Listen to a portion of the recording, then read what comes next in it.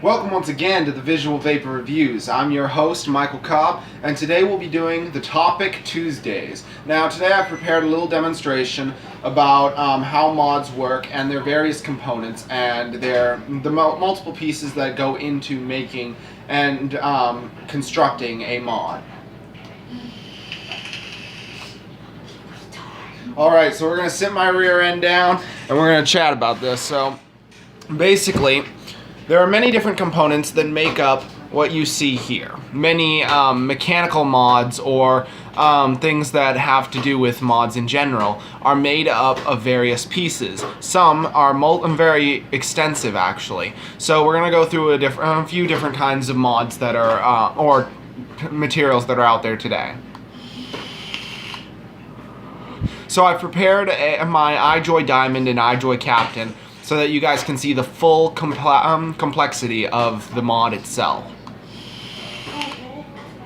So, as you guys know, the iQNI 200 is actually just two very simple pieces, the tank and the mod. But the tank is composed of multiple pieces: the coil, the glass, the top, the swivel piece for the filling, and the tip and the bottom slot. And at the same time, there are many different components that actually make it that all go into making it work well. So the complexity of each piece is actually very interesting. This is EDA food approved drip tip. This is the piece that you actually put your mouth to when you're inhaling. It's what condenses the vapor in different sizes. So, for example, the 510 drip tip, very small, very wide bore, makes it really easy to use.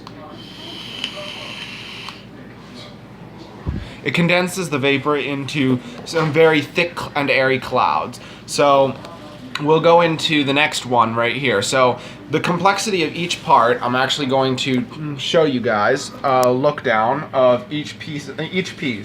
So here you have the base plate or the deck. You have the coil right here. You have your chimney for the coil to go into. You have your glass that holds your liquids. And then you have the top, which connects to your drip tip and is also the access for filling.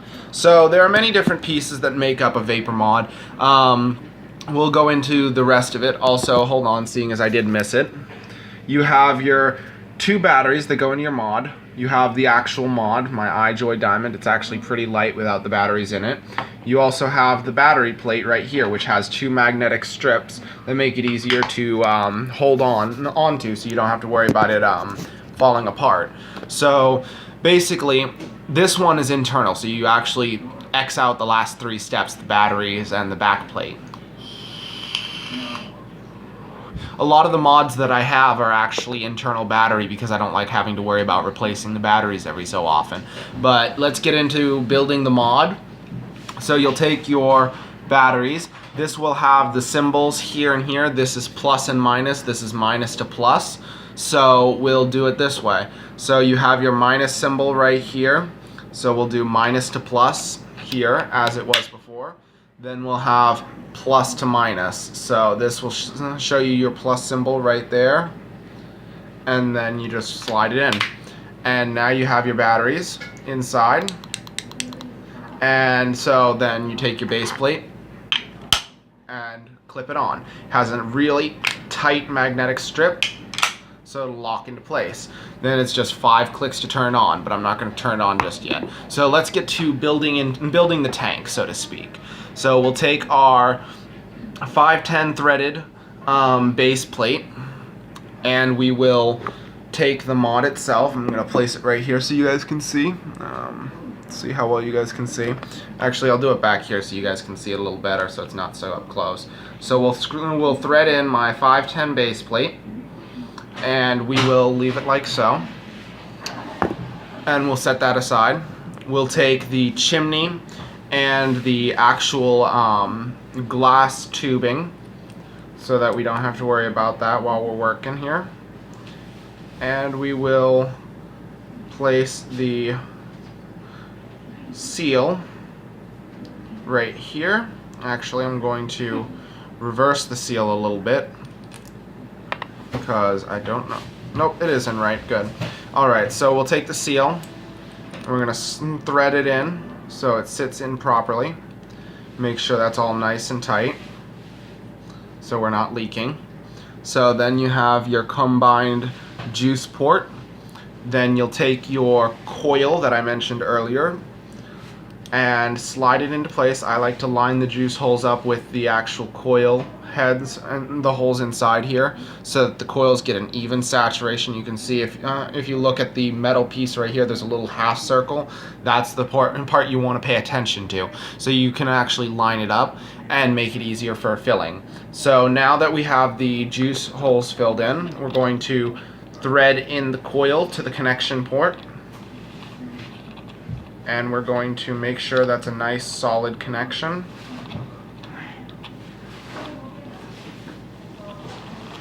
Let's see about that.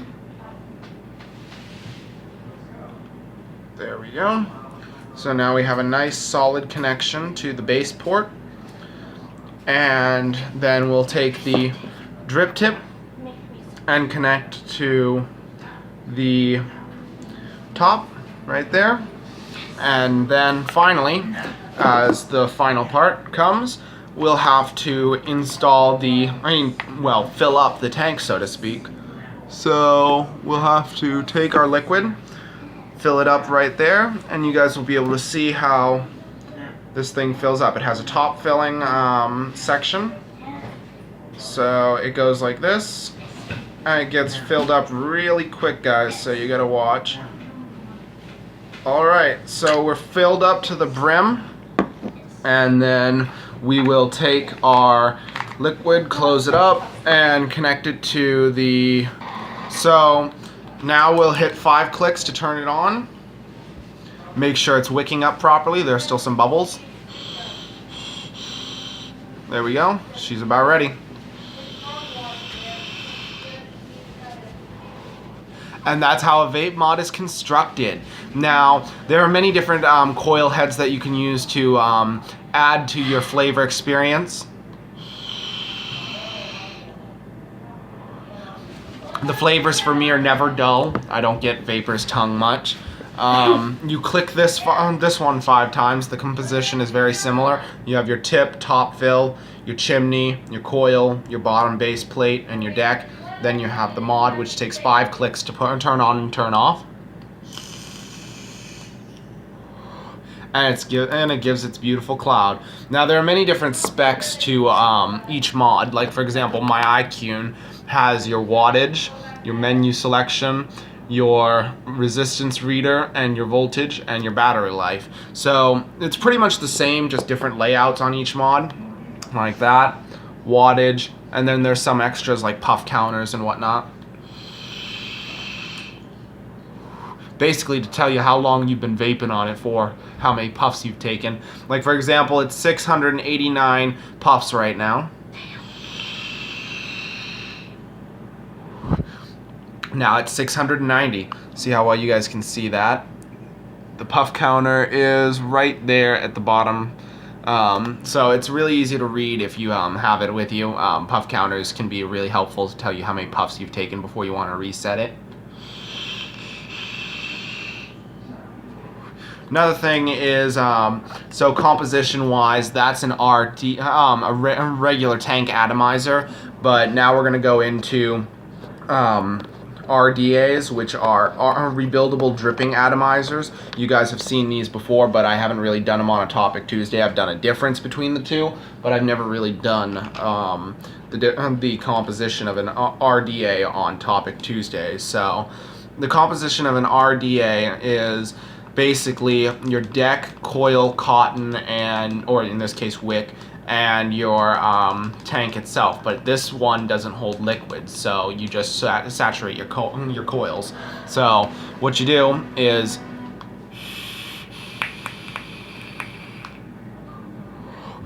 basically you take the top off, you have your coils heads right here, you take your favorite e-liquid, and the cool thing about this is you don't have to worry about the flavor switching over so often. So it's really easy to switch your flavors, just dripping right onto the cotton. Eventually it will need to be rechanged, freshen up the cotton. Let's make sure these fireworks are working. There we go. She's working fine. So let's switch this on. So you guys have probably noticed me when I take a vape hit off of this. You'll know, or any other mod for that matter. You'll notice me do this. Oh, hold on, it's off. You'll notice this will happen. A billow of vape will come off the sides before it actually comes out of my mouth. Now the reason for doing that is actually because of spitback. Spitback is when you have bits of vapor on the actual coils and they pop, or as you saw with the RDA, they spit off. Well, what happens is sometimes that'll get on your mouth, and you'll get either the liquid in your mouth or you'll get a burning sensation from the hot liquid touching your palate. Now that's actually a bad thing, and the reason being is because the liquid itself is very hot and it can burn the inside of your mouth while it's vaporizing. So the trick to that is blowing down into while you're holding it before you inhale. So watch.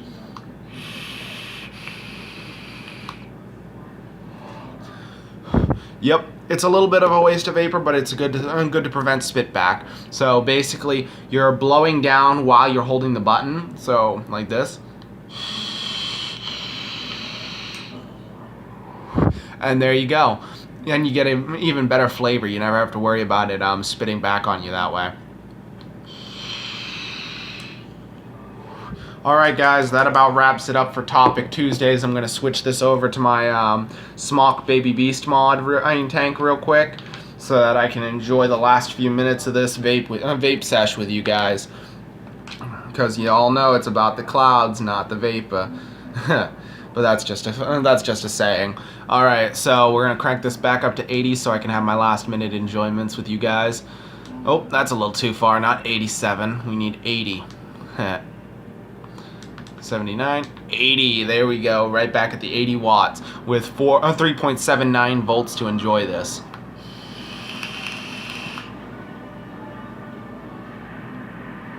Alright guys, so that about wraps it up for the Topic Tuesdays. Thanks so much for tuning in.